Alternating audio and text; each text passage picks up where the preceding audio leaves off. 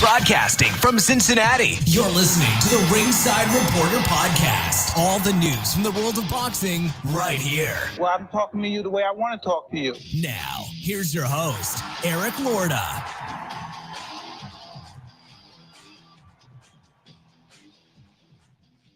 And we are live. Welcome to the Ringside Reporter show, where we talk about the latest boxing news. If it's related to boxing, we're going to talk about it right here. My name is Eric Lorta, and I'm here with my co-host, Joe Habib, and we have a great show for you today. And if you guys want to call and ask questions, 323-870-3857. Lots of fights to talk about tonight, man. And also, too, we're giving out a Manscaped Lawnmower 4.0 to the best caller tonight. So get your calls in early, all right? The best caller gets it. No contest, all right? No contest tonight. Just have a take, don't suck. All right, there it is. It's pretty easy. All right, let's get started here. Showtime pay-per-view. Jake Paul versus Tyron Woodley. We got to start it off with this one, man, because that was vicious. Jake Paul knocks out Tyron Woodley cold in the 6th round. I tell you what, man, I had Jake Paul winning this fight 4-1 at the time of the knockout. Paul did a really good job with his jab, I thought. He said he hurt it. I guess he hurt his muscle or something like that. He stretched a muscle out in his arm or something like that. He said in the 1st round, but he said he fought through it. Whatever, you couldn't really tell. He did good. He was just keeping Woodley on the end of that jab all night. Now, Woodley was busier this time than the last one, but he still looked like a fish out of water in there. I mean, it's just not his game. I mean, boxing is just not his deal, man. Especially Jake Paul has been doing this for a little bit now. He's training with pros. Tyron Woodley's been in one sport forever and then try to transition out of that sport again. It's a tough thing to do. It's not easy, man. It's definitely not easy. The end came in the 6th round where Paul threw a right hand low to the body and he came over the top. Now, look, he threw it straight. He threw it to the body and then came up with it. So he actually aimed low, came up high, and flush right on Woodley's chin. Woodley didn't see it coming. He went face first. He looked like he got shot or something like that, man. He just nosedived face first. His face hit the canvas flat. He was gone. He was out on his feet. Before he even hit the floor, he was unconscious. It was one of the most vicious KOs we've seen this year, man. Jake Paul has fought 4 times this year, Beeb. He's got 4 knockouts. Now, I'm going to ask you, does he deserve to be Fighter of the Year? And I'm only asking you. Now, like in our eyes, okay, so like in our eyes, I don't think he deserves it just based on his competition and who he's fought. You're going to bring up pay-per-view numbers. You can bring up attendance. He's the guy right now. I mean, he is. Him and Canelo, really. I mean, who's pulling bigger numbers than him? Him and Canelo, that's it. Yeah. Nobody else. I mean, I don't know what the actual pay-per-view numbers are over there, but I suspect they're pretty high. I imagine they're pretty high. The attendance for that fight, yeah, check this out. So the attendance for that fight, 16,865.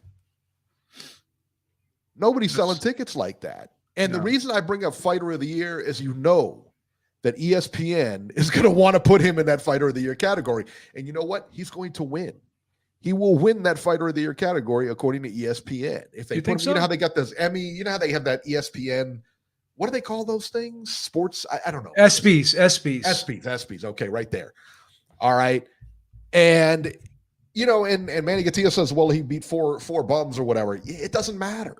Well, listen, who's been on TV more than him? Who's fought more than him? No major guy has fought that much. How much experience does he himself have as a fighter? How many years has he been a pro? He's got no amateur background. Done. I mean, based on the amount of experience he has, I would consider him an intermediate level fighter. I mean, I think there's guys out there that have probably the same amount of experience as him.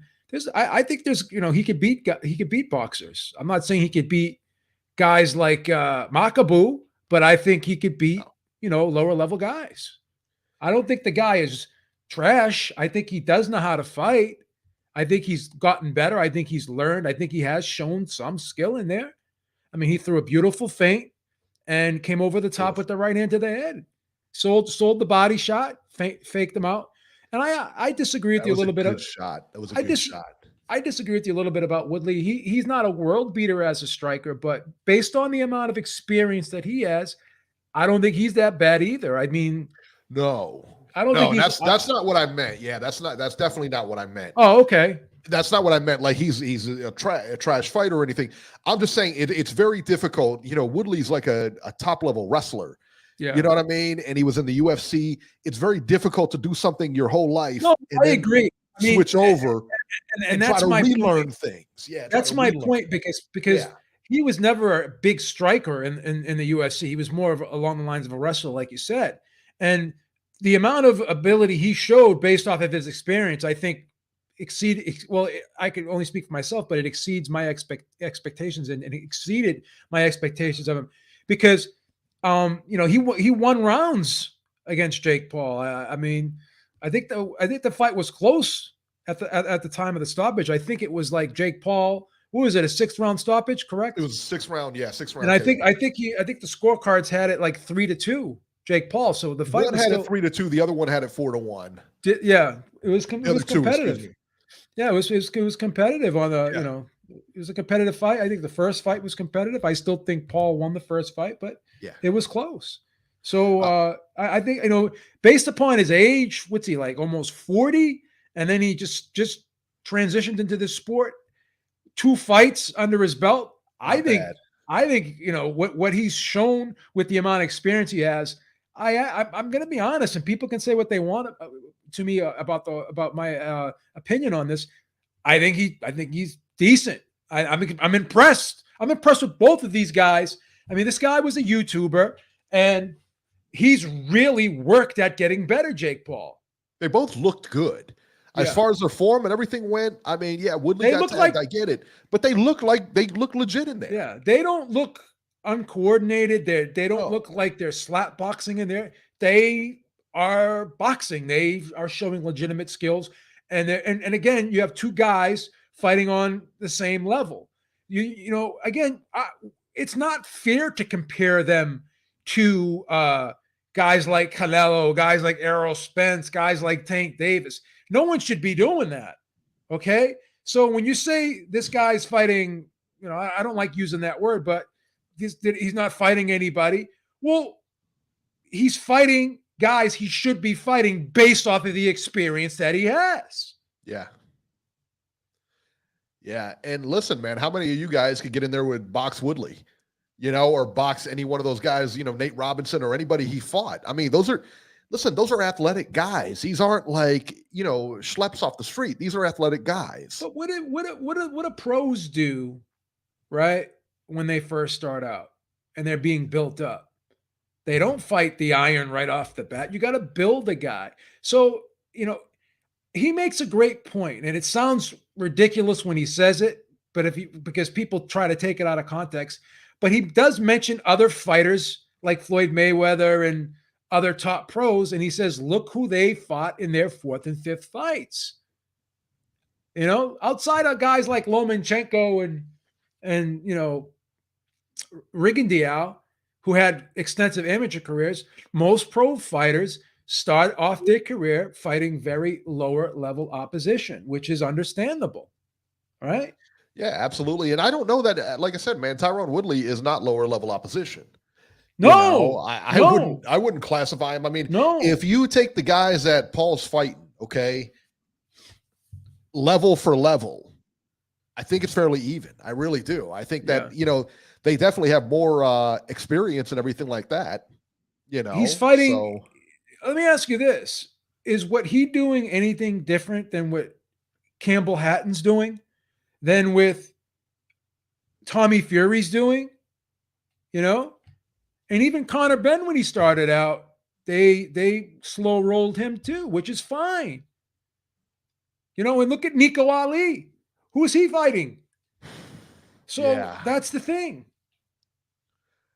I tell you what, who would you favor, Jake Paul or Nico Ali? Jake Paul. Jake Paul in a landslide. I think Jake Paul beats Tommy Fury from what I've seen. It's tough to argue now. I tell you what, it really is. It's tough to argue. Who was in the chat? Let me see. Jesus M said the fight was fixed. Yeah, okay. Listen, he was out on his feet, son. You don't take a nosedive like that and hands at the side and just face plant.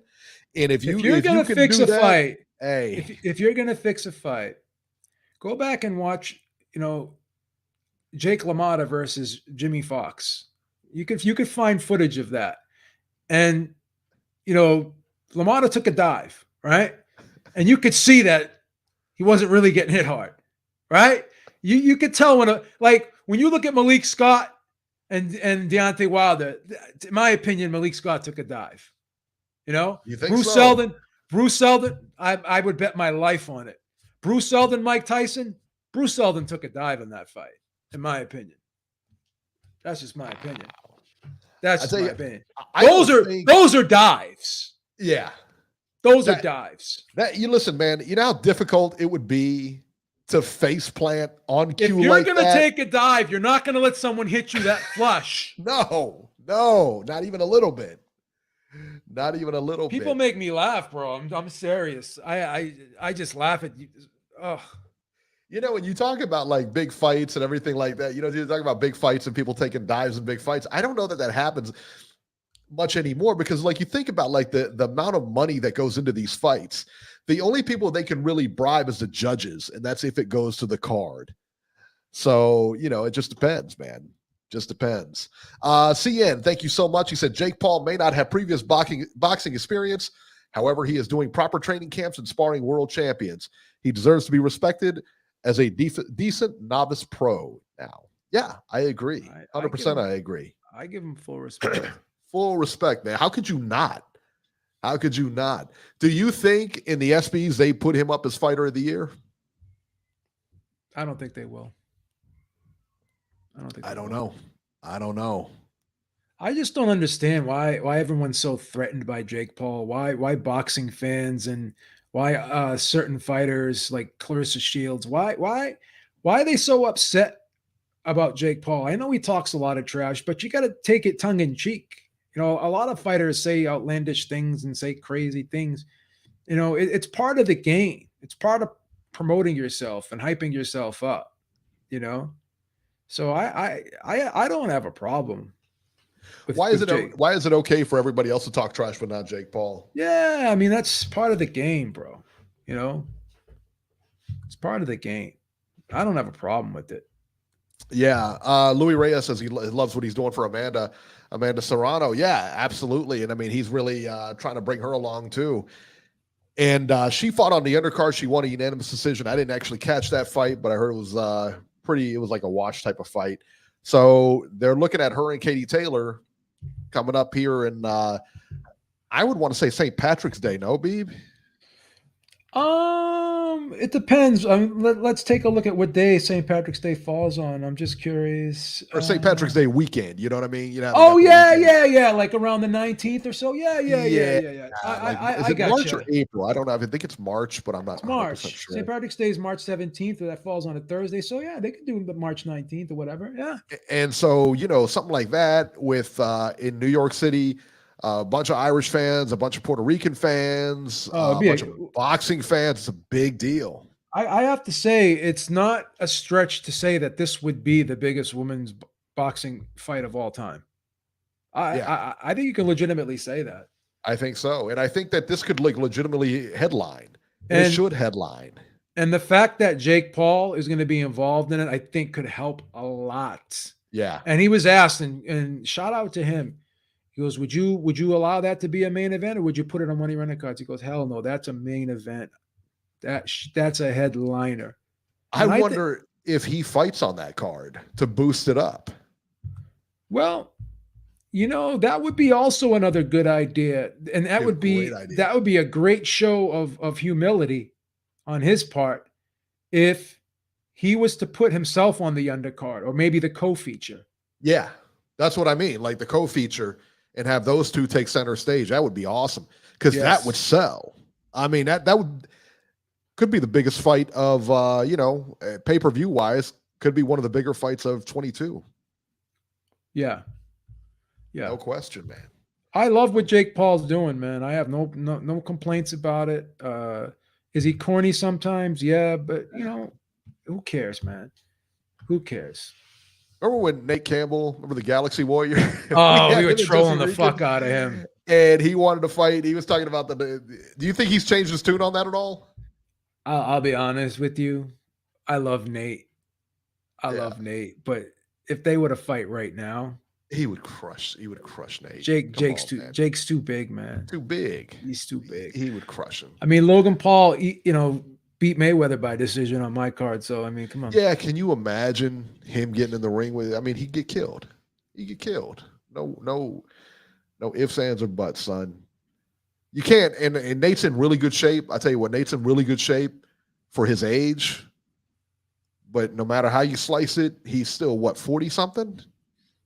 Nate's up there, man. He's like mid to late 40s, bro. Yeah, I don't care what you say, how good a shape you're in. At the end of the day, once you get in there, you're going to figure out that you're going to be 40 years old. You're in your 40s. You know the difference when you're 40 and when you're 20, and that's gonna show pretty quick. Yeah. So yeah, man. But yeah, man, he's selling more. More pay-per-views than Gervonta Davis, more pay-per-views. I don't know. I'm real curious to see the numbers here and see where they stack up. Well, didn't he sell over 1 million or close to 1 million or in his last couple of fights? The last Woodley fight wasn't. The fact is that I don't like that Steven Espinosa doesn't release the pay-per-view numbers anymore. He just stopped doing it. And you can't sit there and try to say how big of stars these guys are when there's no proof to verify it. Well, do you think he stopped releasing them because his pay-per-views just? I think it's you know what? If this sells 2 million, 100% those numbers are coming out. Listen, they're not going to release Tank's numbers, right? Because they weren't good, and that's fine. I mean, if they're not good, they're not good. Whatever, but It's going to make them look bad to release poor numbers, I guess. But it also makes them look bad to not release numbers at all because it looks like they're trying to hide something. So either way, whether you release them or not, it's gonna cause skepticism on how well the event did, right? Yeah. So would you rather just release like Top Rank's numbers get released? Like Bob doesn't hold anything back. When Crawford was doing bad numbers. Well, I don't want to say bad numbers. When he wasn't doing the greatest numbers, the high numbers, Bob was still releasing them. Well, nobody wants to admit they fell on their face. I mean, they just don't. I mean, I get it. Part of the game, I get it, but it's like putting off going to the dentist because you don't like going to the dentist. Then your teeth start falling out later down the road. So either way, it's a lose-lose, right? Yeah. That was a great analogy by the Beeb. Little Barry Horowitz there. Beeb is classic with these analogies. Somebody, Shaka Melks Rogers says Jake Paul versus Chavez Jr. Listen, I got to be honest. I don't hate that fight. I don't hate that fight. I don't hate it either. I would like to see Jake Paul and Anderson Silva. That's a great idea. I think it's a wonderful idea. I would like to see Jake Paul versus Anderson Silva. That would never happen. I think Anderson Silva would beat him. I think Anderson Silva kills him. Anderson Silva's a legit guy. He's a legit guy. Now, he had great hands in the UFC. Oh, yeah. He was the best hands ever. No question. I want to be honest with you. Anderson Silva schooled. He didn't just beat. He schooled Chavez Jr., in my opinion. I don't know what your thoughts are on that. Yeah, he schooled. It wasn't close. Yeah, that wasn't close. He looked really good in that fight. My opinion. He really did. Yeah, he really did, man. It's insane. It's insane. And then Serrano won her fight, and that's the only undercard I saw.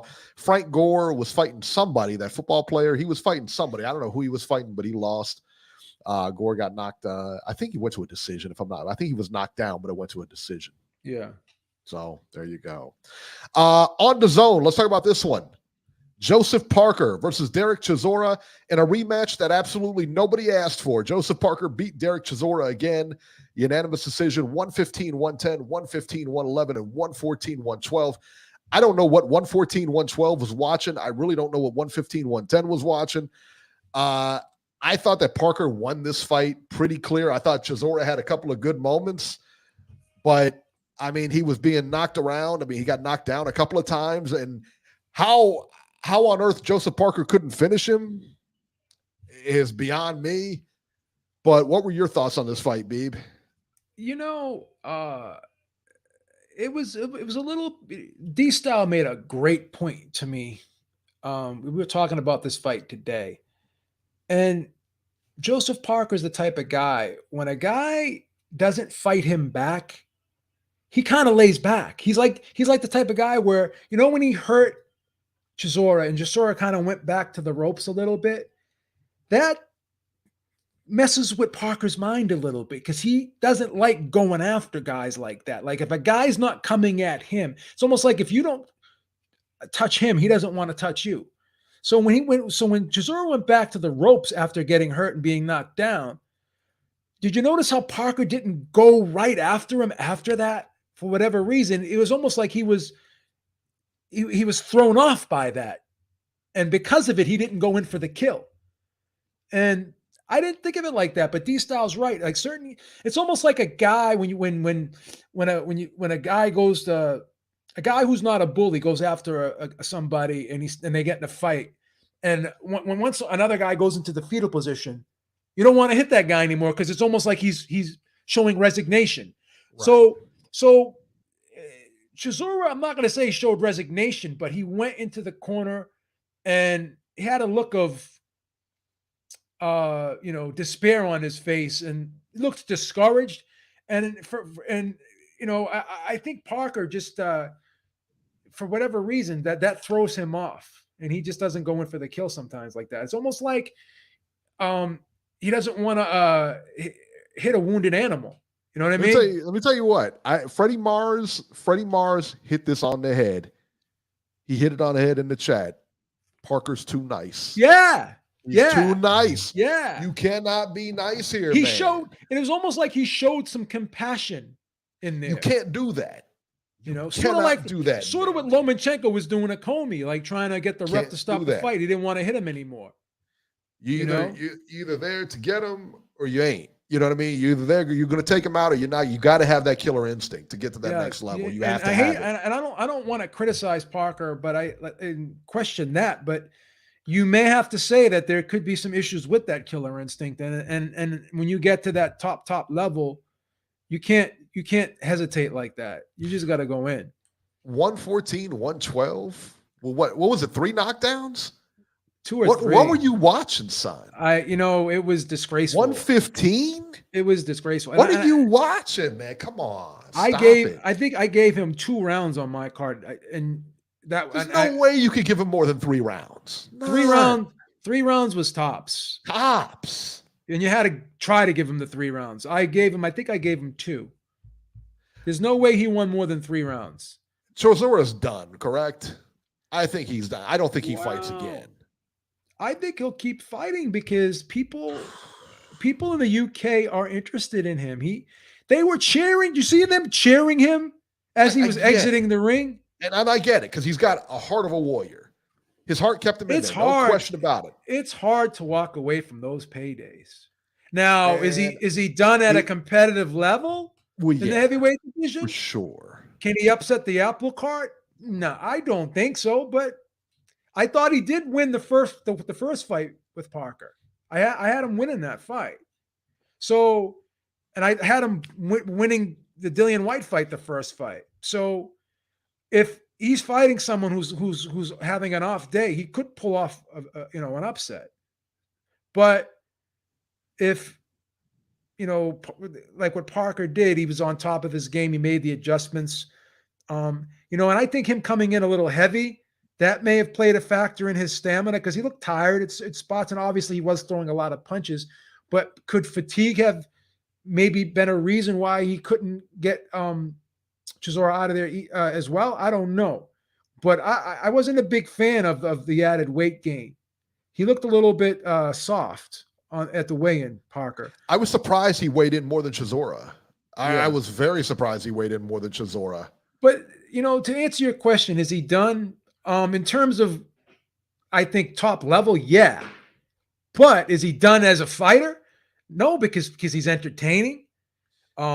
He's taking a lot of big shots, though. No, he's been in a lot of wars. Like if you're in his inner circle, yeah, then you're gonna. I would suggest having that conversation because I think he's got enough for sure. So I'm not going to dispute that. So you're right in that regard. Right. CN, thank you so much. He said, for some reasons, losses don't matter when it comes to Chizora. Eddie keeps selling him to the casuals. Parker has no killer instinct. I would agree with all of that. Yeah. For sure. I would agree with all of that. Yeah. I mean, that's a fair assessment. Yeah. And do you want to be a gatekeeper at this time of your career? You know what I mean? He's fought everybody. He's fought a who's who. His resume Eric, is up there with, some of the best guys in the, so he's got one of the best resumes in the heavyweight division. It's amazing. People can say whatever they want about the UK boxing scene, but this is a guy, 12 losses now, 12, 13 losses.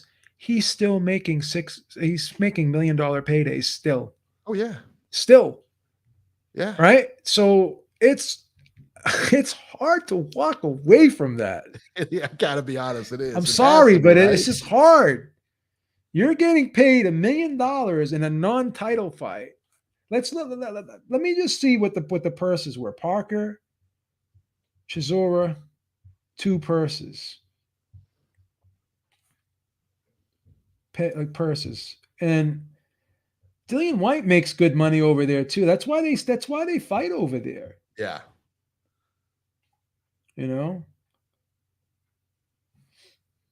So let me see if I can find it. Because sometimes they put the purses out there. Sometimes they don't. He's got 11 losses. And like I said, man, he's got the heart of a warrior, man. But so I guess they're saying that he got $2.5 million for that fight, and Parker got $1 million. And they get the 50-50 split of the pay-per-view. Yeah, sounds about right. So that's a good payday. Because he is kind of the name, I guess, in the UK, right? So he got 2.5. I mean, according to them, they got 2.5 million, and Parker got $1 million. So how the fuck? In a non-title. I'll tell you this. Hopefully, this is it for him. I don't really want to see him back in there, man. I really don't. I don't want to see him back. No, I get it. I get it. I think you've had a great career. I think it's time for you to hang it up, man. Yeah. Because there's nothing left for him to do. He's done everything you can do, man. There's nothing left for him to do. You gonna give him the old Robbie? I'm gonna give him Robbie, give the Robbie to him and say you got to find something else to do. I don't see him being a commentator, but you got to find something else to do. There you go. And that's another thing too. All these guys, fighters, they're like, I like that they're having the fighters be the commentators over there. Yeah. I like that. Nice. They had Lawrence Okoli. They had him. They had him there. They had Bellew. They had what's her name? The blonde bomber. They had her there. Yeah, I like her. She was doing a little bit of commentary. Yeah, she was. Was she talking? I didn't even notice if she was talking. I saw her on the screen, but I didn't even notice much more after that. All right, come on. I didn't say nothing, man. Please. It's Christmas. It's Christmas. Killing us. Not going to get any more sponsorship deals because of you. All right, let's go to Fox. David Morel Jr. versus Alantez Fox. David Morel wins via 4th round TKO. The end came in the 4th round when Alantez Fox's father, who also happens to be his trainer, threw in the towel. I don't necessarily think the fight needed to be stopped at this point. I got to be honest. When I saw this, just another example of why fathers should not train sons. They should not be in the corner at a professional level in boxing. Maybe other sports it's fine, but in boxing, no. 100% hard no. I may get a lot of hate for this too, and I know you feel differently, Joe, but I'm just not sold on Morel Jr. He's got 6 fights, and he already has an interim title. I'm just not that impressed with him. I got to see him fight somebody real before I give him, Yeah, I put a lot of stock in the eye test, and not everyone does that. A lot of people, factor in the resume, and it's fair to do that. I can only tell you what I think he's going to be. But he still has to go out there and do it. And, you're going to wait before you, jump on the Morel bandwagon like the Beeb has. Right. Shoeshine Boxing says every light heavyweight we saw this weekend and also Bivol would spark Jake Paul. Well, you're going out on a limb there, aren't you? I mean, and as well, fact, and as well they should, based on the amount of experience that they have over right. him. And I would think they would spark Tommy Fury too, right? I would think Lomachenko would spark Campbell Hatton. Yeah, I would think so too. I would think Demetrius Andrade would spark Nico Ali Walsh. Yeah. I mean, you gotta put it on your experience. Come on, man. The guy's got what, 5-6 fights. There are levels to this, and sure, obviously, we certain guys shouldn't be fighting certain guys, right? As Shushan said, spent a little time on Twitter, folks saying Jake beats Canelo today. Oh, okay. Well, if people are saying that, then man. I think Jake Paul has a legitimate shot against Canelo, man. Don't you? I think the speed of Jake Paul, I think his jab keeps Canelo at bay. I can't even say it with a straight face. I don't even think Jake Paul can beat Canelo in miniature golf. I tell you what, though, he may be able to bring him in ratings, though. That's one area where he may be able to beat Canelo. I don't know. I mean, I got to see how it comes out, man. I got to see the numbers too. I'm anxious to see him. Anxious to see how he does, man. But no, Jake Paul cannot beat Canelo Alvarez. They had no problem Showtime releasing the Canelo numbers, though, did they? No. That's the thing. Like I said, if the numbers are good or bad, whether the fact is if they're released or not. Centurion Son's asking me like questions that are so Jake obvious. Paul would go and better be. How many rounds would that go? I think it would go 2 rounds. I think it would go 3 rounds. I think Jake Paul sparks him, son. It wouldn't even go 1 round. He would be done in 1 round. You think Jake Paul beats him in 1 round? Yeah, right? I think so, too. I think Jake Paul knocks him out in 1 round. Oh, my God. Especially what Better Beef looked this weekend? No way, man. God. He was getting hit left and right. Oh, this is crazy. That's your boy right there. Yeah, okay. Let's talk about Gilberto Ramirez versus Yunieski Gonzalez. Gilberto Zurdo Ramirez wins by TKO in the 10th over Gonzalez. Listen, man, Gonzalez is a tough guy. I expected a good fight, but Ramirez, man, just a better boxer than it showed down the stretch. Stepped off, started boxing him, and that's when the fight turned, man. After the fight, Ramirez called out Bivol. B, what were your thoughts on this, man? I thought Ramirez looked okay, but here's the thing. Ramirez is a very versatile guy. He could fight on the outside. He could fight on the inside. He can do the mid-range thing, right? Gonzalez is more of a mid-range guy. So I thought that Ramirez fought Gonzalez's fight a little bit. He stood in the mid-range a little bit too long. And the thing is when you're inside, mid-range, I always say you have to adjust your body positioning. So the further in you go, the more compact you have to make your body, right? And Ramirez, was in the mid-range for great periods in this fight, but he was standing straight up, and he was throwing short compact shots. But Gonzalez is just so awkward and unorthodox the way he throws his shots. So what he was doing was just looping his right hand around Ramirez's left hand. You know what I mean? So they were basically punching at the same time. They were punching with each other, but Ramirez was getting, he was trying to punch inside of Gonzalez's shots, but Gonzalez was just coming right over the top. He was just chopping him, throwing a chopping of just a weird, awkward shot over the top. So some of those shots, I think, were because of Ramirez's body positioning. I think he needed to kind of, get down a little bit lower, and I think he needed to step off to the side after throwing his punches and create better angles for himself. I don't think he had the best strategy in this fight. I thought that he could have, either go all the way in or go all the way out. You didn't have to spend that much time in the mid-range. If you're going to stay in the mid-range, you throw your punches, and then you got to either go back out, or you got to pivot out, or go in and create a clinch and walk the guy back and knock him off kilter a little bit and force him to reset. You don't just sit there and throw your shots and stay there. The mid-range is that gray area, right? Because when you're on the inside, you can smother a guy and you can grab him. You can freeze the action. When you're on the outside, you can create the jab and, you can keep him at bay, and you can be out of harm's way because you got that space between you and him. When you're in the mid-range, you're in that dead zone because you're close enough where you can get hit, but you're not close enough where you can create a clinch and freeze the action. So you when you're in that mid-range, you can't camp out there. And I think he camped out there in the mid-range in this fight. And I think that's why he got hit. With that being said, I thought Gonzalez maybe won tops 3 rounds in the fight. And I still think that, Ramirez won the fight handily. And I like how he finished the fight. But he did make the fight a little bit more complicated than it was because, like I said, when he was in that mid-range, he was trying to throw the shots too compact. And Gonzalez was able to loop his shots over the top and around his shorter shots. And he was getting there.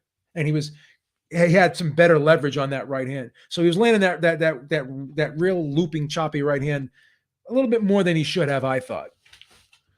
Absolutely. Hey, everybody in the chat, hit the motherfucking like button. Yeah, guys. Hey, listen up, man. We got quite a few people watching right now. We only got a little bit of likes, man. Start hitting that like button, man. Come on. I'm not asking you to work in a coal mine here. And if you guys are online, if you guys are called in for the contest or whatever, just stay online. We'll get to you here shortly. And again, no contest, just the best call. I might just give it out to the first call. I don't know. It just depends on what kind of mood I'm in, Beeb. All right, let's talk about the zone. Arthur Beterbiev versus Marcus Brown. Beterbiev knocks out Marcus Brown in the 9th round. Now, listen, man, I put myself out there. I went on Twitter, texted the Beeb, went on Twitter, and went on record before the fight and said I picked Brown to win an easy decision. I thought that he would be able to outbox Beterbiev, and I was right, man. I was right for the first 4 rounds. At the end of the day, it was the pressure that Beterbiev put on him, along with his power, just way too much for Brown. He broke him down and ended up putting him away with a liver shot in the 9th round. So he put him down with a couple of shots. He put him down with a body shot twice. In that last one, of course, that's when he didn't get back up. He got up. He actually got up from the first one and then went back down again from that second shot in the 9th round. And that was it. Was it on the ESPN? Yeah, it was on ESPN Plus. All right, listen, who cares? Who cares? All right. You saw it, you didn't see it. All right. It is what it is. We're not really gonna worry about that. We're gonna talk about the actual fight. Yeah, everybody's piling on now. It was ESPN. I'll stop it. It is what it is. Do you see the fight or not? Are you seen it? Guys, leave Eric alone, right? Come on. He puts in a lot of work. Come on. A lot of pressure over here. The holidays are coming up. Hate the holidays. Too much pressure. Plus his Bengals haven't been playing well. He's got enough stress. Leave him alone. Oh, are they winning? I think they're winning, aren't they? I think they're winning. They're winning. They're in the Mile High City, baby, taking care of business. They haven't been winning. That's the thing. All right. You ain't gonna rub it in, all right? They'll be all right. How's your Patriots doing? All right. Oh. You know what's funny? All the people, we're all Tampa fans now because you're all Tampa fans now. I don't Brady, fuck the Patriots.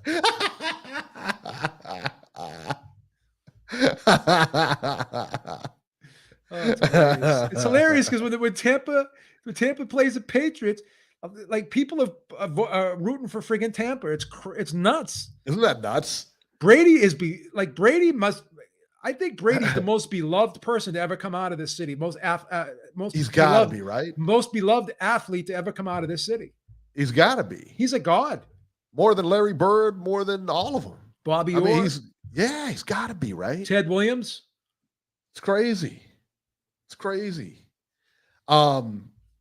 So yeah, Brown got hit with that body shot. A lot of people saying Brown quit, man. He was on one knee. He waited for the count to hit 10. He was done. Listen, he did everything. He wasn't going to win that fight. Listen. I don't think he quit. He was beat. Why do we need to see guys get carried out on stretchers? Why? He was done. He was hurt to the point where he could not intelligently defend himself. So why get up and take more damage and go back down again? Why? It's not worth it. No, it makes no sense. It's not worth it. He was beat. We don't need to see that. Yeah, he was beat, man. No reason. Fight of the weekend, in my opinion, Beeb. We haven't even talked about or touched on This to me was the fight of the weekend. You got one of the best fighters on the planet, Julio Cesar Chavez Jr. Oh God. Fighting David Segara. David Segara, a very tough guy. A very tough guy out of, I don't know where he's from. Listen, it doesn't matter because you'll never hear his name again. Anyway, Chavez wins a unanimous decision, even though no scores were announced. I don't know. Why is Chavez still fighting again? I mean, really, I can't answer that. I don't know. I guess hey, listen, if someone's willing to pay you, then you're going to keep doing it. I guess, right? Yeah, I guess, man. I don't know, man. Does he need the money? I don't know. Probably. I mean, isn't he married to that cartel chick or whatever? Isn't wife part of the cartel, or is her dad was part of the cartel? I'm not sure, but his wife There was something. His wife is very pretty, man. Yeah. Outlaw, your money's safe with the Bengals. I'll tell you that. There you go. On Tuesday or Wednesday of this week in Japan, and this wasn't on I had to catch it on YouTube. I didn't catch it anywhere. Naoya Inoue versus Aran Diapen. This fight took place maybe Tuesday or Wednesday. Inoue stopped Diapen in the 8th round. Inoue was in complete control of this fight from start to finish. Beeb, this was a whitewash from beginning to end. Yeah, it was a bad mismatch. And that guy was tough. You know what? That guy was a really tough guy. Tried, and he was in there. He was trying his best. He had a lot of heart, man. He wanted to win. That's the worst. You got to give him credit for that. That's got to be the worst feeling because he gave it everything he possibly had. He was nowhere close to being in the same block. Yeah, as Inoue, man. No way. He was very overmatched. Yeah, for sure. So there you go. All right, let's go to the phones. Ringside Robert on the line here. Robert. Good. Hello, guys. How are you? What's the word? Robbie, how you doing? You think UC is going to beat Alabama? No, I don't. But I do think it's going to be a competitive game, Eric, because I think Alabama will take Cincinnati lightly because they've never played them before, and I expect it to be a closer game because Alabama's not used to playing a team like this. So I do think it'll be entertaining. And speaking of Cincinnati, the Bengals are winning, so you have nothing to worry about there. That's right, Daddy. They just got a fumble recovery from what my sources are telling me. They got a fumble recovery. There you go. Yeah, no, and they knocked the Denver quarterback out of the game. Speaking of stretchers, he got carried off on a stretcher. You never come to Title Town like that, son. Take him out on a stretcher every time. Well, this game's in Denver, Eric. So doesn't matter. You went to Denver and did that. Yeah, well, look, you know what? It's our town now. How about that? Mile High, Cincinnati now. How about that? Yeah. And Beeb, I hate to disagree with you, but I agree with Eric on David Morel. I'm not impressed. I'm absolutely not impressed. All right. I think when he steps up in competition, I think we'll find out who David Morel is. Right now, he's being handed soft opposition, and he got awarded that title. I want to see him fight somebody legitimate. You know what it is? People see a guy with 5 fights, 23 years old, and they have the title world champion attached to it. And it sets people off a little bit because they're saying to themselves, to be a world champion, you got to fight top level guys. And not everyone's happy with his level of opposition. So the criticism is, I think it's fair. Yeah. Well, this whole trend started with people getting title shots early because Lomachenko came into the pro game and won a world title in his second or third fight. And so other fighters now think that they can do that. And that's why more and more of this is happening. Well, not only that too, because now you got these guys fighting for this WBA regular title. And I'm not really a big fan of that. I'm not a big fan of that. Why I hate the WBA. Yeah. Well, and speaking of organizations, what do you think of this WBC Bridgerweight thing that they've started? And do you think all the other organizations are going to follow suit? No, I don't. No, I don't. I'm not crazy about that either. No, I'm not crazy about that. If you want to fight in the heavyweight division, you fight in the heavyweight division. I couldn't get over Eddie Hearn on Saturday saying, well, I'm going to have the Savage go down and he's going to fight for the Bridgerweight. I'm like, if he's a heavyweight, he's a heavyweight. You don't need to. I mean, come on, give me a break. And as far as Eric Chizora, he's 32-12 with 23 knockouts, and I do think it's time for him to leave. He's had a great career. Say it, Robbie. Say it. Say the tagline. Say the tagline. And he's done. He needs to find something else to do. And I'm also going to say that. I love it when he says that. Rene Alvarado. And I'm going to say that also about Rene Alvarado yesterday. I think he's done also. Wow. He's got 11 losses. Time for him to leave. Wow, he's got a family, Robert. Look. Wow. A lot of guys are going to be on the unemployment line tomorrow because of Robbie. You know what? I think Derek will find a way to stay in boxing somehow. If I know Eddie Hearn, he'll give him a job with Matchroom or something like that. I don't think he's got anything to worry about. And as far as Joseph Parker is concerned, I absolutely agree with you on the fact that he's too nice and doesn't know how to go in for the kill. And I don't think he'll ever reach that championship level ever again because of that fact, unless Andy Lee can bring that out of him. But I think it's something that a fighter either has or doesn't have, and he doesn't have it. Well, let me ask both of you a very good, important question. So Joseph Parker is ranked number 2 by the WBO, and Joe Joyce is ranked number 1. So if the WBO decides to order an eliminator between him and Joe Joyce, who do you got in that fight? You know what? I think Joe Joyce beats Joseph Parker. How about you, Eric? You know what, man? I can't pick against Joe Joyce, man. I'll tell you what. I thought he was going to get destroyed a couple of fights ago, and that guy with no name completely folded under the pressure. So I take Joe Joyce until I'm proven otherwise wrong. Yeah. You jumped right on the Joe Joyce bandwagon after that one. What's that? I said you jumped right on the Joe Joyce bandwagon after that one. You know I did, boy. I go home with the winners. Yeah. You know what? I hope the WBO orders that because I think that would be a good fight for both of those guys. That'd be a great fight, man. Joe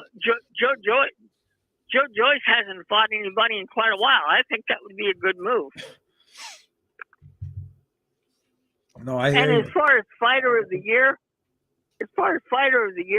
now I don't know if it's based on competition or gate sales or pay-per-view sales or what, but I would pick Canelo because he unified the super middleweight division, but you can't ignore what Jake Paul has done.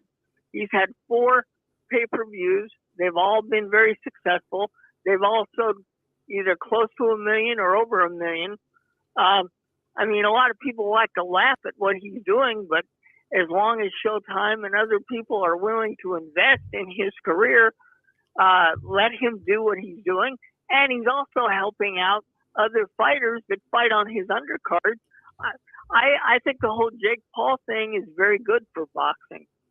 Not only can he prove what kind of fighter he is, but it also helps other fighters decide to fight on his undercard. Yeah. Who do you think wins between Jake Paul and Canelo, Robert? Canelo Alvarez. He said it so casual, like he just knew, you know. He was like, Canelo Alvarez, hello. That's a no-brainer. He was insulted. You asked him that question. He was insulted. Give me a break, you know? Give me a break. He wasn't happy about that. All right, Robert, we're going to get moving here. Stay on hold. Do me a favor. Stay on hold for us, all right? I will. Thank all right, you. Man. Corey Lee, 804. 804, you're live. What's Again, going on, everybody? How's everybody doing today? Corey How's Lee. everybody doing today? What's up? Corey, what's going on, my Hey, friend? y'all, what's good? What's going on? Merry Christmas, Corey. Yo, what's up, B? What's up, Eric? Not much. Hey, Merry Christmas, you guys. Thank hope you. y'all keeping the lights on over there. Yeah. We're trying. Right. So yeah, man. Let's talk this boxing, man. So, this weekend it was some pretty good fights. Obviously Jake Paul stole the show, in my personal opinion. Jake Paul really, he did what he said he was gonna do. He was going in there for the knockout. And it's crazy that we gotta talk about, YouTube guys on a diehard, hardcore boxing channel right here with Ringside Reporter and all, and everybody that's in the comments. But it's just the way it is right now. This guy, Jake Paul, until somebody does what he did to Tyron Woodley, we're going to keep talking about him. It's just a fact. He's pushing more numbers than Tank Davis. He's pushing more numbers than Ryan Garcia. Any guy other than probably Canelo, he's moving the needle. He's even moving the needle more than Deontay Wilder. You know what I mean? So it's just one of those things, man. What about Tyson Fury? Is he moving the needle more than Tyson Fury? What about Tyson Fury, Corey? What about he's Tyson moving Fury? the needle further than Tyson Fury, for sure. There's only one Tyson Fury. Hey, man, I got to put some respect on the heavyweight champion of the world's name, man. I don't think he can move the needle more than Tyson Fury if Tyson Fury is with the right opponent. But if Tyson Fury is fighting Otto Wallen again, you goddamn right Jake Paul is going to move the needle more, because this is all about who is he fighting. You know what I mean? And, styles make fights, and styles make more purses as well, too. So the Woodley rematch, it was questionable the first fight. Everybody was like, it could have went either way. This is, without a doubt, was a statement. But, I'm glad you brought up Tyson Fury, B, because guess what? Tommy Fury was supposed to be in the ring, and Tyson Fury was going to be in the corner. Yeah. So they dropped the ball on this one. Now, if they fight again, which I'm hearing that, Jake Paul still wants that Tommy Fury fight, and come on. It's the brother of Tyson Fury. So that would be an awesome, body on your resume if you could possibly knock him out. But I do not think that Jake Paul can do what he did last night against Tommy Fury. I just do not think he can do that. If Tommy Fury were to get knocked out by Jake Paul, Tyson Fury he would never hear the end of that, man. He would never hear the end of that from his bigger brother. And it's just, the Tyson Fury's name is legendary, and for a YouTube guy to come in named Jake Paul and perhaps knock out or beat a guy like Tommy Fury, I think it would be devastating to the father, because the father is just on these kids so much. So that's my opinion about that situation. There was some other cards that fought this weekend: Hitchison versus Hawkins. That was a crossroad fight for Hawkins, a Baltimore native. We all know Hawkins, the Iceman, they call him, from B-More. He's signed. He's signed to the PBC, I believe, but he's in camp pretty much every camp with Gervonta Davis, and he lost, man. Hitchison beat him pretty easily, and I just think that the Iceman Hawkins had a couple good wins, man, but he's just been downhill lately. He's lost two out of 3 fights. And he's not the goods. I mean, he's not the goods at all, as far as that goes. Now, there's a guy named Chuck that's coming up in the Baltimore team that is the goods. Lorenzo Chuck Simpson, you guys got to watch out for him. I think he's next up. I think he fights at middleweight. And he's really good, man. He's really good, man. And, like I said, it was some good fights this weekend, man. I wasn't able to catch all of them, but I did catch the Joseph Parker versus Derek Chizora fight.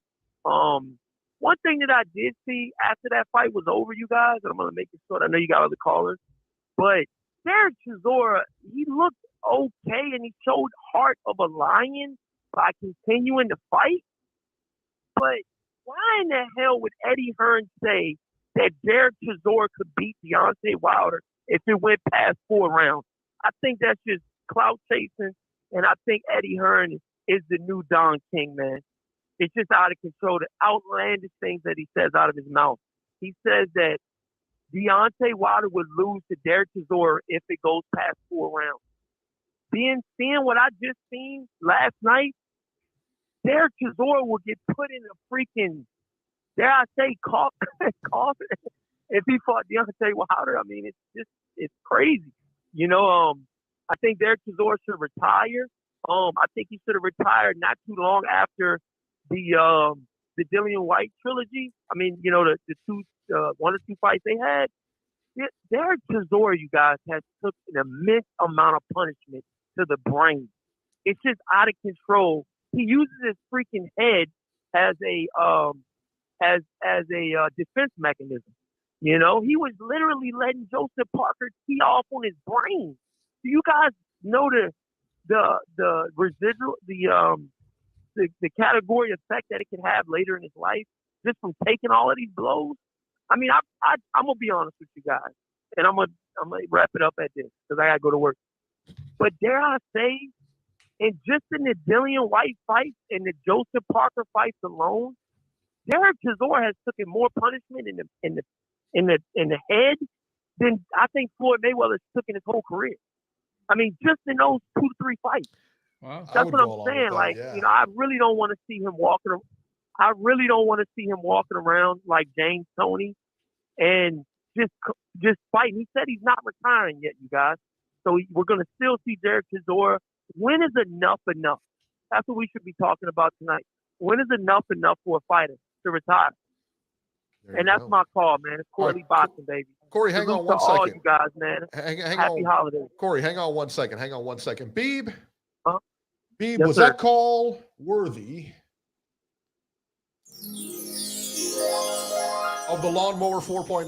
Beeb? Yes. I'm leaving it in your corner. Beeb, is it worth the 4.0? I think so. I think it was too. There you go. Corey, you are going to receive the brand new Lawnmower 4.0 from Manscaped. How about that? Hey, I want to do the trivia, you guys. Listen, you got the prize, all right? Don't be greedy. Don't be greedy. Let him do the. There is no trivia. There is no trivia. It's the best caller today. Ask me a couple. Ask you a couple questions. Just ask Is your me a name couple Corey questions. Lee? There you go. I was really tough. Yes. You get no questions. You get no questions today. You got the prize, and you're still not satisfied. I don't understand it. What's the matter with you people? Satisfied. What's wrong with you? All right, here's what you need to do. Corey, do me a favor. But Eric, go to Twitter. Listen to me. Go to Twitter at Ringside73. I need you to follow me, and then I need you to DM me and then send me your address, okay, so I can send you the prize. Sound good? Okay, man. Dang, because I was answering the question. Yeah, I was answering the questions last time. I was answering the questions when y'all were doing the trivia, man. And I was getting them. I was getting them right, man. That's why I was like, let me see what he got for me today, man. I was ready. Just be happy you got this, all right? See, Beep, you know, we give it to him and then he All complains. right, I'm happy. I'm happy. Go to Twitter at Ringside73 and follow me and then next... DM me. All right? All right, one thing, y'all, before I leave. One thing. Can I do the trivia next week? No. All right, goodbye. At Ringside73, Corey. Let him do the trivia. Let him do the trivia next time we do it. All right, I'll let him do the trivia next time. Next time we do the trivia, Corey Lee, you can do the trivia. We'll put you on. All right, there we go. Damn. 8:05, you're live. Wake up, Nacho. Hey, guys, what's up? Hey, what's up, Nach? How you doing, buddy? Hey, Steve, don't start. Come on now. Nacho, Really? Merry Christmas, man. Have a happy holiday.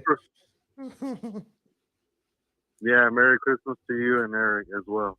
All right, awesome. Thank you, Nacho. Just real quick about the fight.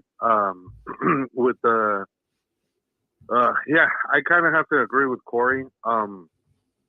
Chizora has just taken a lot of punishment over his career, and you know he's proven he's a hell of a fighter. But I think that guy's going to end up being you know, with dementia when he gets older if they keep letting him fight. I really hope that he took care of his money because I know they paid him well for all these fights he's had over the years. I hope he's taking care of his money and he ends up being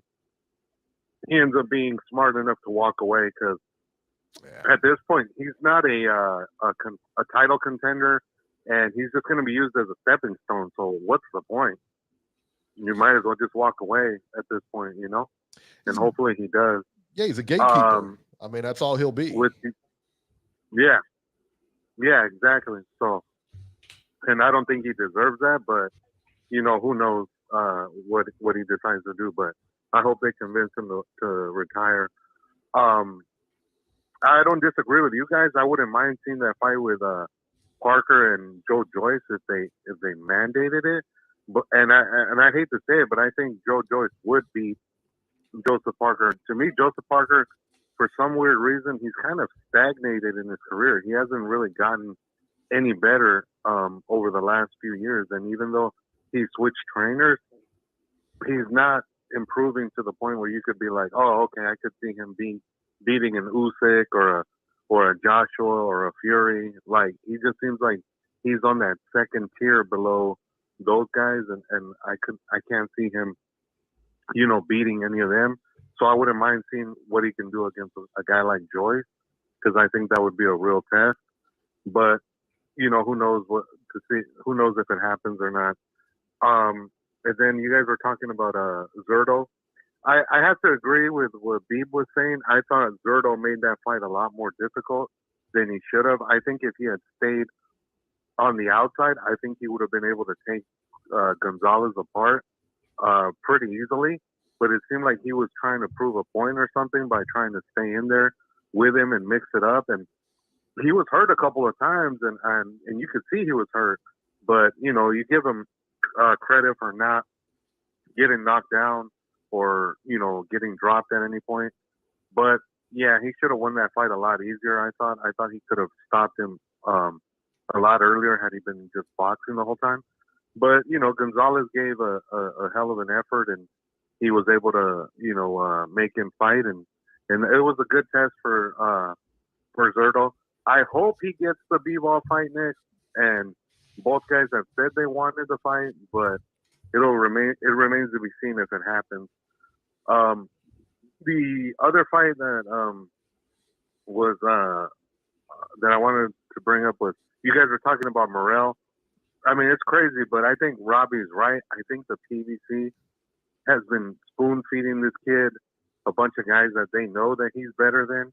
And Fox had no chance last night, and you could see that right away. He started tagging him, and Fox wasn't able to really mount any really legitimate offense against Morel, and Morel just teed off on him. I was a little surprised that it took so long for them to step in and stop the fight, because I thought once Morel hurt him, I thought for sure they would have stepped up and stopped the fight, but they let him get beat up for a little bit longer than they should have, and then eventually the dad finally stepped up on the ring apron and called it. But I mean, yeah, the Morel looked good in beating a guy like Fox, but at some point you got to get him a guy that can legitimately go out there and test him and see what he's really made of, because a lot of these guys he's fighting right now, he's better than them, and they have no legitimate shot of beating him. So, you know, we'll see what happens. But like Beef said, he's young. He's only 23. So they're not going to rush him in any way as far as like with a name guy anytime soon.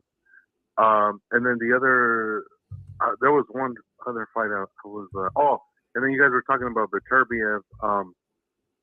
I thought a lot of that, as far as Marcus Brown, you know, being able to hang in there the first few rounds, I thought that was just a lot of the ring rust that Beterbiev had, considering he hadn't fought in over a year. And I think he was just kind of biding his time, trying to see what Brown had. But you could see after the first few rounds that Brown really had nothing. He was just kind of pity-patting, hitting Beterbiev. He wasn't ever sitting down on his shots. He never really hit him with anything solid where you'd be like, oh, okay, like he's really trying to engage. He was just kind of trying to stick and move and try to stay away as much as he can. And that's the worst thing you can do with a guy like Viterbi, because once he starts hitting you and he starts going to the body and starts breaking you down, it's good night. And that's eventually what happened. He becomes like that snowball that just goes downhill and steamrolls guys by the end of the fight. And Brown looked a mess, and it's a good thing that he did eventually stop fighting when he did, because I think if he didn't, I think Beterbiev would have laid him out, and it would have been bad. Agreed. I do find it kind of interesting, though, that some people, I find it kind of interesting, though, that some people still think that even with the performance he had Friday night, that Canelo somehow is still better than Beterbiev. I'm like, you guys are nuts. I'm like, there's no way. If I was on his team, there's no way I fight Beterbiev right now. Yeah, that he fight still ain't has happening. enough in the tank that. No. That fight ain't happening he anytime still has enough soon, in the tank son. No way. Yeah, exactly. Yeah, for sure. Yeah, he's not taking on that guy. I don't care what anybody says. That guy would destroy Canelo. Yeah. All right, Notch, we're going to get running, man. We All right, appreciate guys. it, man. Well, Thank you that's so my much. call. Yeah. All right, man. All right. Yeah. Let's talk about, let's see here. Beeb, let's talk about my favorite subject, our people from Manscaped. This holiday season, I'm giving thanks to our friends at Manscaped, Beeb. Do I tell my extended family that I have the Performance Package 4.0 from the global leaders in below-the-waist grooming? Not to mention it includes their Lawnmower 4.0 trimmer to score brownie points with the in-laws. Join the 4 million men worldwide who trust Manscaped with 20% off and free shipping with the code Ringside Reporter by going to manscaped.com. Think your holiday spread is good? It's time to give thanks to Manscaped Performance Package 4.0, or as I like to call it, the perfect package for your package. Inside, you'll find their Lawnmower 4.0 trimmer. This guy right here. Look at that. Corey Lee getting this. Wins it today. Unbelievable. Unbelievable. The Weed Whacker ear and nose hair trimmer. Crop Preserver deodorant, Crop Reviver toner, boxer briefs, and a travel bag to hold all your goodies. Their Lawnmower 4.0 trimmers features a cutting-edge ceramic blade to reduce grooming accidents. Thanks to their skin-safe technology, their advanced skin-safe technology, it also gives you the ability to turn on the 4000K LED spotlight on and off when needed for a more precise shave, plus it's waterproof. The Performance Package 4.0 also includes the Weed Whacker to chop your worst weeds in the top of your nose and ear. The nose and ear hair trimmer uses a 9,000 RPM motor powered by a 360-degree rotary dual blade system to use proprietary skin-safe technology which helps prevent nicks, snags, and tugs in those delicate areas. Can't forget Manscaped's liquid formulations. They're like the pumpkin pie on ice cream after a Thanksgiving dinner. Can't live without it. The Crop Preserver deodorant and Crop Reviver toner spray. For the gifters out there, Manscaped to seal the deal with 2 free gifts. The Manscaped Boxers and Shed Travel Bag. Gifting Manscaped has become the ultimate hack to become the family favorite. Manscaped has been busy and just launched their refined body wash and 2-in-1 shampoo plus conditioner. Both feature the Manscaped signature scent and will help unlock your confidence this year. Your boys and body will be fresh and clean when you start off your self-care routine with the ultimate body wash shampoo and conditioner. Get 20% off plus free shipping with the code Ringside Reporter at manscaped.com. That's 20% off plus free shipping with the code Ringside Reporter at manscaped.com. And be thankful this holiday season for the best gift of all from Manscaped. There you go. Beeb, are you gifting Manscaped this year? Yeah, I'll be giving that out, of course. I'll be giving it out. Everybody I know is getting it. Everybody, all the brothers-in-law, everybody, they're all getting it. That's right. Corey Lee says, thank you so much. He said, awesome show. Beterbiev beats Canelo right now. Hashtag CLB. I think so too. I think he does too. I think they stay away from that fight. If I'm Canelo's people, I stay away from that fight.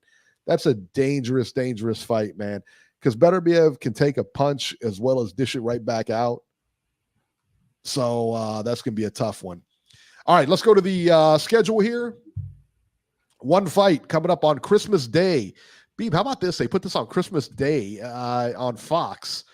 Vito Melnecki Jr., friend of the show, versus Nicholas Dalamba, 10 rounds welterweights, and Joey Spencer versus Limberth Ponce, 8 rounds middleweights. And now Murat Gassiev faces Andrei Rudenko, 12 rounds heavyweight in Russia on the 25th, but I don't have a TV or any kind of listing, so you'll probably have to catch that on YouTube if you want to watch it. Short of that, that's it because it's, Christmas. So, Beeb, Joey Spencer, I like Joey Spencer a lot. He's going to keep going. Vito Mielnicki is going to fight Nicholas Delamba. Now, I don't know a whole lot about Delamba. They're kind of trying to bring him back after his loss, I believe. How big is his upside right now after that loss?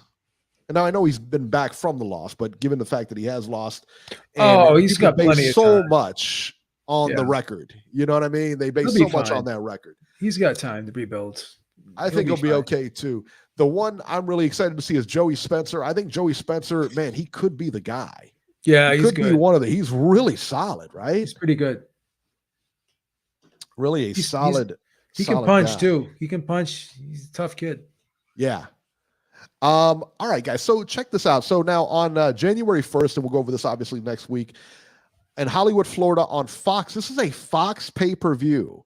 Louis Ortiz versus Charles Martin. How about this, Beep? This is a pay-per-view. There's no way I'm watching this. I can't buy that. I don't even know that I would watch it if it was on regular Fox. I can't buy that fight. No. I'm sorry. The undercard is just as bad. I mean, and it's all a heavyweight card, but Frank Sanchez versus Carlos Negron, Johnny Rice versus Michael Coffey, Gerald Washington versus Ali Aaron Demirezin. I mean, this is not good. This is the kind of garbage we're going to start off 2022 with. Really? I mean, listen, the fight, I'm talking about a garbage from a pay-per-view standpoint. That's a bad card. Not a great card. No. Louis Reyes apparently says that I guess they're charging $40 for the card. I don't care. The fact that they're even charging is just criminal. You should pay me to watch it.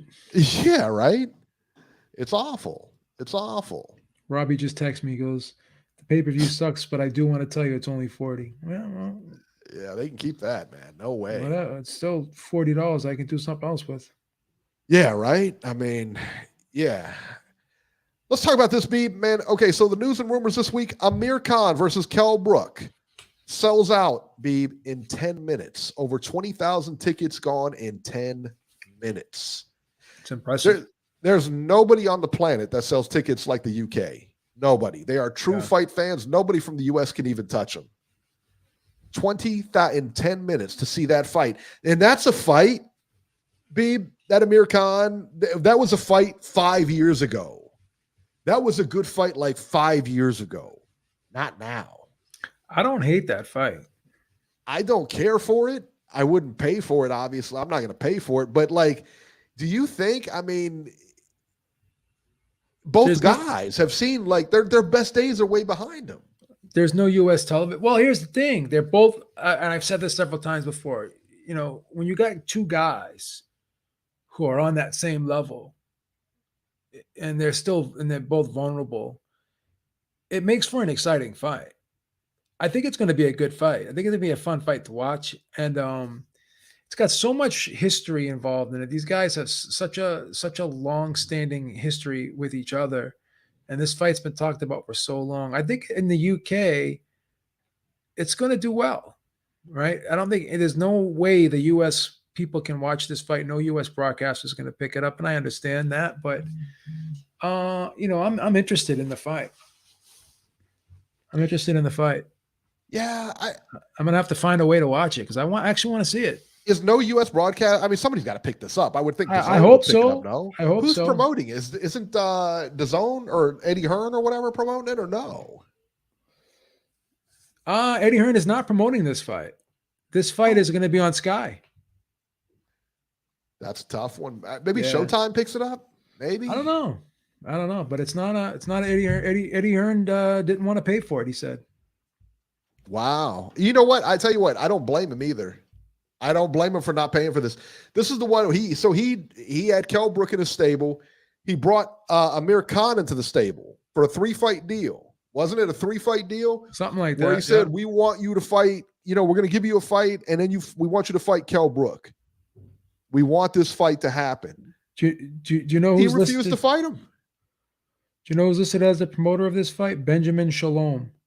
Media, Sky, United Kingdom Sky box office. This fight is on Sky box office. It's not on DAZN. Wow. Well, hopefully Showtime or somebody picks it up. But yeah, I mean, but that's the deal. Like Eddie promoted both these guys, and Amir Khan just refused to fight him. And now that his big paydays are gone. Remember, because he was talking about Mayweather, then he was talking about Pacquiao, and this and that, and then the big fights for him just didn't materialize. February 19th is his fight. Yeah, it's coming up, right? Yeah. All right, so Errol Spence versus Yordenis Ugas. The WBA has said that Ugas can face Spence instead of his mandatory. They said his mandatory, the Russian guy, I can't remember his name right offhand, but took step aside money. Took some payola, stepped aside. That opens it up for Terrence Crawford, or not Terrence Crawford, but Spence and Ugas to fight, unify those belts. Brilliant move by PBC. Yeah. And so now Errol Spence is going to get it. And then they can really start to push that Terrence Crawford fight, no? Do you think Spence beats Ugas? I do. I do. It's not. I'll tell you what. It's okay. So here's the deal. It is not a foregone conclusion. It is a tough fight, and Ugas is a very tough fighter. But let me tell you, what beats him is that pressure beats him. I think that pressure is going to beat him. I really do, because Pacquiao was way past his prime when he fought him. Yeah, and you picked Ugas to beat Pacquiao too. I picked Ugas to beat him. Yeah. So, given that fact, I think that Errol Spence is going to have enough in the tank. But so what was he? Yeah, he was out again, wasn't he? He was that detached retina put him out. He's had a lot of injuries, so it'll be real interesting to see how he comes back from this. But Ugas isn't really like a big power puncher. He's not going to have much to keep Spence off with. I really don't believe that. Spence is going to go to the body in this fight like he always does. It's not like he's going to headhunt this guy. He's going to go after his body. It's harder to avoid body shots, in my opinion, than it is head shots. It just is. Your body's just bigger. It is what it is. So I just think that I think that Spence wins this fight, and I think it sets up the Crawford fight for a unification for the undisputed. And I think that is worth more money than that fight is now. And in the meantime, if I were Crawford or whatever, I would jump on the PBC and fight one of their guys, fight whoever they got over there. Fight a big name from over there, ice him, and then go to Spence next, and then that's the unification. Because if Spence wins that fight and then doesn't want to fight him, listen, man, there just ain't nothing you can do. You know who I'd love to see Crawford fight next? Virgil Ortiz. That's a good fight. It's a good fight. That's a real good fight. Yeah, I like that fight. And Virgil, or he's that guy that you think he's right on the cusp. He's right on that cusp. I have a feeling everyone's going to try to avoid Boots Ennis. Nobody's fighting Boots Ennis anytime soon. You know why? Because he's a lot of risk and not a lot of reward right now. Yeah, it's tough. Yeah, he's a guy that could give you a lot of problems. He might even be the best guy in that division right now. He just might be. We don't know. But yeah, Louis Reyes says, wonder where Bud goes next. That Ortiz fight sounds really good. That's a lot of money, and that's a top-ranked fight. That could be made very easy. That could be made very easy. It's a good fight. He's not under contract with Top Rank anymore, but it doesn't matter. Yeah. It doesn't matter.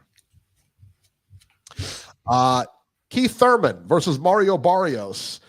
I'll tell you what, I don't know what's going on with the PBC, but these pay-per-views of the drizzling, what.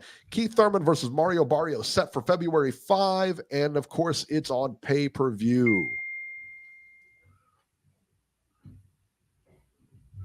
Beeb, do you like that or not? Oh, Virgil Ortiz is with Golden Boys. All right, there you go. So, Beeb, do you like that fight or not? Keith Thurman, Mario Barrios. Keith Thurman has been out of the ring for how long? Almost 3 years, right? It's been a while. I'm not crazy about the fight, but I'll watch it. On pay? I don't know if I can buy that. I don't know if I can buy it either. I'm having a hard time with these pay-per-views. Listen, man, that Louis Ortiz fight, that the fact that that's on pay-per-view, And then the fact that this one is on pay-per-view a month later, and they're charging $85 for this one. They're not charging $40 for this one. They're charging how do you get How do you behind these? justify that? How do you get behind these guys? I can't get behind this fight. No, it's not even like, like I would watch the fight on Fox or something like that, but I'm not paying for this. There's no way. I can't watch this fight. No. 21 months. Brian Arbali says he's been out of the ring 21 months. Yeah, I can't watch this fight. Louis Reyes thinks they're setting up a Thurman Tank fight. Oh, my God. I wouldn't be surprised. I would not be surprised if he wins if Tank moves up. There's got to be a ceiling on how far Tank can move up, though, no? He's got power. I get you. He's got power, man, but his power ain't going to carry that far up. I don't know if you want him to go up to welterweight, man. I don't think he's big enough for welterweight. I don't think so either. That's a lot. That's a big ask, bro. King KO says PBC is trash. No pay-per-view worthy fights. I tell you what, they have a lot of pay-per-view worthy fights over there if they just choose to make them. The problem is they're not making them. Yeah, I'm not crazy about those fights. No, I'm not either. It's awful. I mean, just awful fights over there, man. I don't like it. Beeb, I don't like it at all. No, I'm not on board with it. I'm not either. All right, so let's talk about next Sunday. Next Sunday is what, the 26th? Is it? It is, yes. The 26th. All right. So you guys have a good holiday. You guys have a good holiday. You have a good Christmas and everything like that, or whatever holiday you celebrate this week. And we will catch you guys next week. That'll do it for this edition of Ringside Reporter. As always, you can catch Joe Habib on Twitter at jhabib1 and find our YouTube channel at ringsidereporterlive.com. You can find me on Twitter at ringside73. And we will see you guys next week. Have a great holiday, guys. And we'll probably see you during the week at some point, I would think. Yeah. I would think so. Try to figure something out. Yeah, we'll figure it out. All right, guys.